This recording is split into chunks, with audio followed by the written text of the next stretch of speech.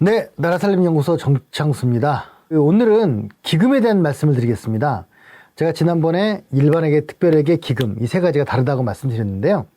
이 기금이야말로 여유재원을 가지고 장기적으로 특정 목적을 위해 돈을 쓰는 건데요. 이 기금이 얼마나 액수가 크냐면 2020년 현재 724조예요. 기금의 운용 규모가. 이게 2000년도만 해도 200조였거든요.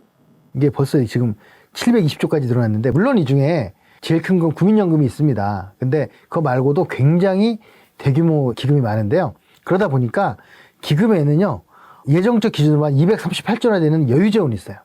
720조 중에 230조 정도는 지금 즉시 쓸 수 있는 현금화되어 있는 돈이라는 거거든요. 그래서 우리나라는 100대 기업이 1000조를 안 쓰고, 중앙정부는 200조를 안 쓰고, 지방은 130조 정도를 안 쓰는, 정말 안 쓰는, 정말 아끼다 못해서 아무것도 하지 않는, 그걸 추구하는 이상한 나라입니다. 물론 그쪽 역할을 맡은 분들은 그걸 계속 하셔야 되겠지만, 그 주도로만 가게 되면 우리나라가 정말 아무것도 안 하다가 나중에 어찌 될지 알 수가 없는 그런 지금 상황에 처해 있습니다. 그래서 이 기금의 규모가 급증하고 있다. 뭐 오르락내리락 하고는 있는데요. 이게 이제 대체적으로 금융위기 때 좀 줄어들었다가 다시 늘고 막 그렇습니다. 그 다음에 개수로만 보면 지금 현재 기금의 개수가 1990년에 3개였던 게 90년도에 81개까지 늘어났다가, 이게 금융위기 때 다시 57개까지 줄었다가 지금 다시 67개예요. 기금만 67개가 있다는 거죠. 제가 이 67개를 하나하나 설명해 드리면 아마 또 이게 며칠 가겠죠. 다만 오늘은 기금이 많구나, 그 정도만 생각하시면 될 거고요. 액수도 많고 가지수도 많다, 이렇게 생각하시면 됩니다. 일반적으로 기금은 3가지 정도 나눌 수가 있는데요. 하나는 사업성 기금이에요. 그래서 사업성 기금은 사업을 하려고 만든 거거든요. 그래서 48개가 사업성 기금인데, 예를 들면 이런 겁니다. 전력사업 기반 기금이다. 그러면 전기요금을 낼 때 3% 정도 돈을 이제 따로 더 부담을 해요. 그 돈이 1년에 한 1조 한 5천억 정도 들어와요. 그 돈을 가지고 뭐에 쓰냐면, 원래 한전이 민영화되는 게 원래 목표였거든요. 민영화되면 한전이 하던 공공적인 일을 대신하는 거다. 공공적인 일이 뭐겠습니까? 취약계층에 대한 지원 아니면 새로운 에너지에 대한 거죠. 이 두 가지를 위해서 지금 돈을 모아놨는데 무려 2조 5천억이 넘게 모여져 있습니다. 이런 것들이 사업성 기금이에요. 그 외에도 문화 관련된 사업성 기금, 또 내지는 농업 관련한 사업성 기금, 이런 것들이 있어요. 두 번째가 뭐냐면 사회보험성 기금입니다. 사회보험성 기금은 뭐냐면 우리가 잘 아는 것, 국민연금, 공무원연금, 군인연금, 사립학교 교직원연금, 고용보험, 산재보험, 이런 것들이 사회보험성이에요. 그래서 사람들이 돈을 내고 그 돈을 위해서 운영을 하는 건데, 좀 우리나라 좀 특수한 건 뭐냐면 아직 복지가 고도화되지 않은 것도 있고 고령화가 아직 안 돼서 그런 것도 있지만, 전 세계 대부분의 나라들은 사회보험을 다 적자로 운영을 하고 있어요. 우리나라는 아직 거의 다 흑자다. 그것도 막대한 흑자다. 물론 공무원연금은 아니죠. 공무원연금 엄청난 적자죠. 그래서 그런 것들을 운영하는 게 사회보험성 기금이다, 이렇게 알고 계시면 되고요. 그 다음이 금융성 기금이 있어요. 아까 제가 3가지라고 말씀드렸는데 이 안에 계정성 기금이 있는데 이걸 또 분리하면 4가지가 되고요. 금융성 기금은 뭐냐면 특정 사업을 직접 수행하는 거를 사업을 하는 게 아니라 보증이나 보험 같은 것들을 해주는 거예요.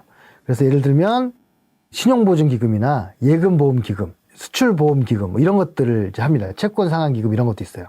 이런 것들은 액수가 굉장히 크죠. 그 다음에 이제 계정성 기금은 뭐냐면 특정 자금을 모아서 실제 사업을 수행하는 주체한테 주어서 운영을 맡기는 그런 것이거든요. 그래서 이제 그런 것들은 농업이라든가 문화 쪽에 좀 많이 있습니다. 이렇게 기금의 종류가 4가지가 있는데, 저는 뭐 이 중에서 특히 10조가 넘는 기금을 몇 가지 말씀드리면, 공적자금 상환기금이라는 게 있어요. IMF 외환위기 때 우리가 공적자금을 투입을 했잖아요. 그걸 아직도 다 상환을 못했어요. 놀랍게도 그 공적자금 투입된 데가 어디겠습니까? 그 은행도 있고 기업도 있죠. 그 중에서 성공 사례는 그거잖아요. 하이닉스 같은 거. 하이닉스가 공적자금이 투입돼가지고 거의 한 15년 정도를 스스로 운영을 한 거예요. 그 하이닉스는 주인이 산업은행이었던 거예요. 그런데 지금 KSK로 넘어갔죠. 전 그런 걸 보면 꼭 재벌이라는 게 존재를 해야 하나 하는 생각을 할 때가 있어요. 우리 그런 소리 많이 하잖아요. 그래도 오너가 있어야지. 오너가 없으면 회사가 망해 라고 하는데, 하이닉스는 오너 없이 15년 동안 세계 굴지의 대기업으로 성장한 거잖아요. 제가 예전에 한번 보면서 참 감동스러웠었는데요. 아니 오너가 없는데도 기술 유출 막느라고 막 그 사원들이 막 거의 목숨 걸고 싸우기도 하고 막 스파이 노릇도 하고 막 그런 걸 드라마로 한번 봤었는데 그런 게 가능하다는 거죠. 물론 실패 사례도 있습니다. 대우조선처럼 돈을 엄청 투자했는데 그 돈 가지고 횡령하고 막 난리가 나는 경우도 있는데 그거는 제가 볼 때는 오너가 있고 없고의 문제가 아니라 내부의 감시 시스템의 문제라고 생각을 합니다. 공적자금 상환기금이 아직 10조가 있다. 그 다음 두 번째, 공공자금관리기금이라는 게 있어요. 219조가 있습니다. 이건 뭐냐면 기금들이 여유전을 모아가지고 또 이제 관리하는 거예요. 그 다음에 세 번째, 외국환 평형기금이라는 게 있어요. 110조예요. 이게 뭐냐면 외평채라고 하는데요. 환율을 지키기 위해서 사실 우리나라가 그대로 놔두면 환율이 달러당 한 1,000원 정도 더 아래일 수도 있다 이런 얘기를 합니다. 그런데 1,100원 이렇게 유지를 해요. 그 이유가 뭐냐면 환율이 너무 낮아지면 수출기업들이 힘들다. 더 비싸게 팔아야 되니까. 그래서 이렇게 유지를 해주는데 그럼 누가 이득을 볼까? 수출 대부분 누가 하겠습니까? 대기업들이 하죠. 그래서 그것도 굉장히 논란이 많이 있는데 여하튼 여기서 110조를 갖고 있다 하는 거죠. 그 다음에 사학연금 있습니다. 사립학교 교직원연금. 이게 12조 정도 모여 있는데요. 아직까지 사학연금은 흑자예요. 다만 머지않아 적자로 바뀔 겁니다. 왜냐하면 그 본봉 대비 이 사학연금은 65%인가 그 정도 받아요. 그러니까 굉장히 많이 받기 때문에 적자가 될 가능성이 높아요. 아직까지는 이제 흑자입니다. 그 다음에 또 10조가 넘는 게 뭐가 있냐면 공무원 연금 기금 22조가 있습니다. 적자지만 여하튼 현재 공무원들 돈을 내잖아요. 그 돈들이 운영되기 때문에 22조가 있고요. 국민연금기금은 132조가 있습니다. 그럴 리가?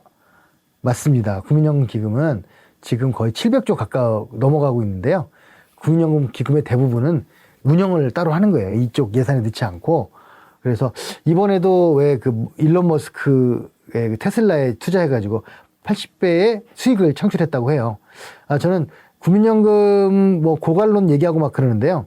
한국은 그런 면에서 걱정을 하지 말아야 되는데 아직도 잘 모르시거나 아니면 보험업계 이익을 대변하시는 분들이 국민연금이 없어지길 바라시는 것 같아요.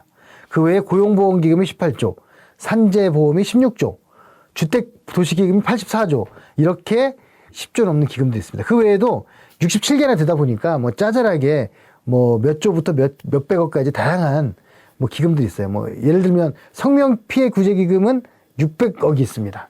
성면 때문에 피해를 본 사람들을 구제해 주는 건데요. 거의 돈이 집행이 안 됩니다. 왜냐하면 우리나라에 120만 채가 아직도 성면 주택이 남아 있거든요. 건물이. 그래서 우리 예전에 그런 말 있잖아요. 초가집도 없애고 마을길도 넓히고 그런 새마을 노래 있죠. 제가 그 말을 들으면 항상 성면을 생각합니다. 초가집을 없애 슬레이트 집으로 바꿔가지고 농촌에 더 많은 암 환자가 발생하고 그리고 마을길은 그때도 넓히고 지금도 넓히고 있고 사람도 없는데 이제 그렇게 하고 있는데 그 성면 구제기금 만들었지만 너무 보조금이 적어가지고 그걸 신청을 잘 안 해요. 그래서 계속 그 불용익이 많은 상태로 남아 있습니다. 뭐 이러저러한 것들이 67개가 있습니다.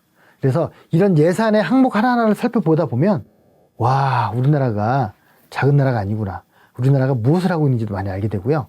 실제로 우리나라 GDP가 지금 2,000조가 아직 안 되는데 2,000조 중에서 이 700조나 되는 기금이 쓰여지고 일반 예산이 물론 중복이 좀 됩니다만 일반 예산이 550조를 쓰여지고 있으니 중복을 다 빼고 하더라도 지금 거의 800에서 900조 정도의 돈을 공공이 쓰고 있는 거예요.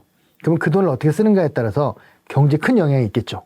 근데 이걸 신경 안 쓰고 계속 주식 이런 데만 신경 쓰는 경제를 안다고 생각하는 건 대단한 착각일 수 있겠다라는 말씀을 드립니다. 네, 오늘 여기까지 마치겠습니다.